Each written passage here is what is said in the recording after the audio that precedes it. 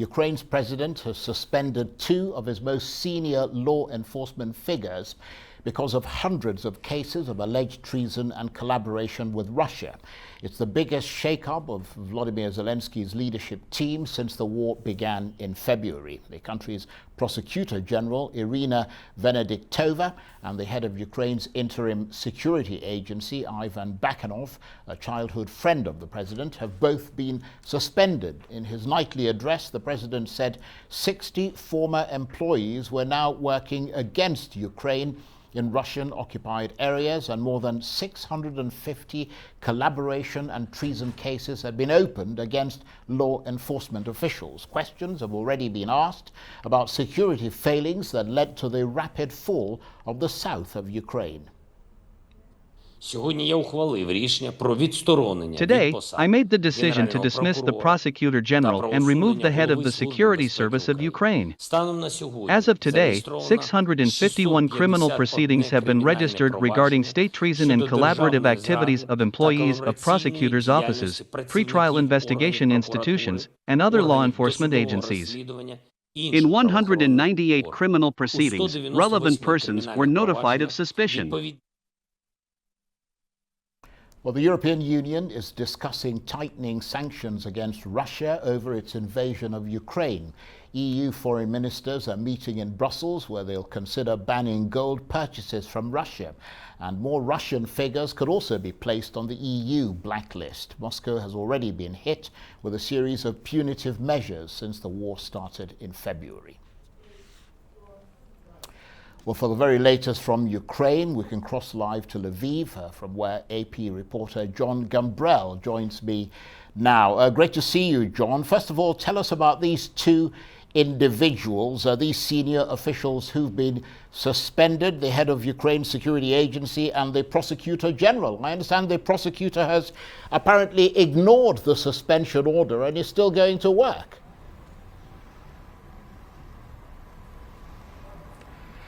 Yes, Charles, she did go to work today. She also put out about an hour ago a statement on Facebook saying that she acknowledged that she could be removed, but asked that the Ukrainian government follow the normal procedure, which would be that President Zelensky says that she should, moves forward with asking for her firing, and then basically the government then approves Zelensky's opinion. We haven't heard from the head of the SBU today. As you mentioned, he is a childhood friend of President Zelensky and as well ran his presidential campaign. Now, all this seems to be tied into how Ukraine responded in the immediate aftermath of Russia's invasion in February. There have been questions of the SBU about how they lost the southern city of Kherson, as well as questions dating all the way back to 2014 when Russia first invaded the Crimean Peninsula and later annexed it to the chagrin of the international community. At that point, there were several SBU officers who apparently were turned by the Russian intelligence services. And you have to keep in mind, too, that the SBU is actually a direct descendant of the Ukrainian KGB, which has always kind of raised question marks for some in the Western world about the reliability of the service, as well as the fact that they have been accused of human rights abuses in the past. Charles? Well, I mean, it's been suggested, John, that some of these people, many of them, may have been coerced because this alleged collaboration apparently took place in the areas that have been conquered by Russia. How plausible is that suggestion?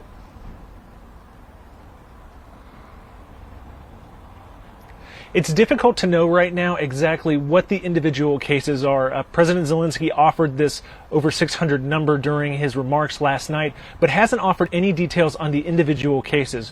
What we do know is that when Russia has come into some of these areas, that they have tried to ask Ukrainians to work with them. They've tried to go to some of the Ukrainians that they need to run power plants, for instance, or other infrastructure facilities that they need in order to have water or other forms of utility, and that some of the Ukrainians have refused to do it. Other Ukrainians have helped the Russians at this point. Others have just fled the onslaught and are in places in western Lviv like where we are right now. Well, obviously we're going to keep an eye on that, but that sounds like really bad news for Ukraine. I mean, it suggests that they really need to put their house in order. I mean, with all these accusations of collaborations with invading Russian forces. But let's move to the fighting itself, John. Russian Defense Ministry ordering troops to target Ukrainian artillery after the success of those HIMARS strikes.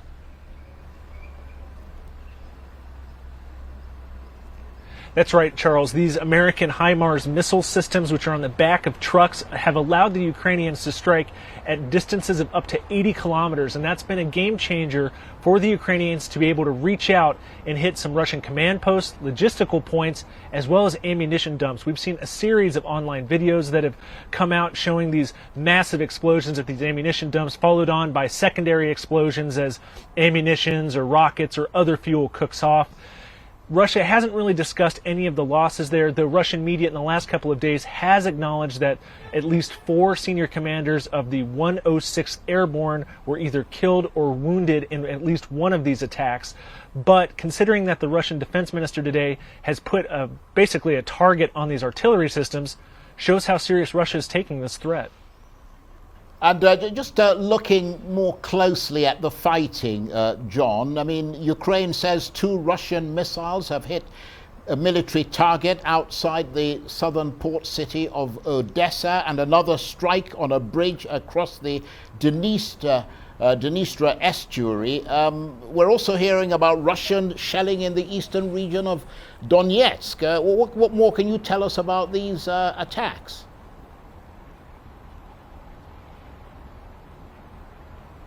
Well, as you just laid out, I mean, everywhere in Ukraine is a target right now, and it goes to show that something that the Russian defense minister actually said a couple of days earlier, where he told Russian troops that every place in Ukraine was a target. We've seen over the last couple of days a series of strikes in the east. That's where the main front line is. We've also seen Russian missile attacks targeting Mykolaiv, which is a city in the south. And even we've seen this attack on Vinnytsia, which is a city southwest of Kyiv, that's hundreds of kilometers away from the front line.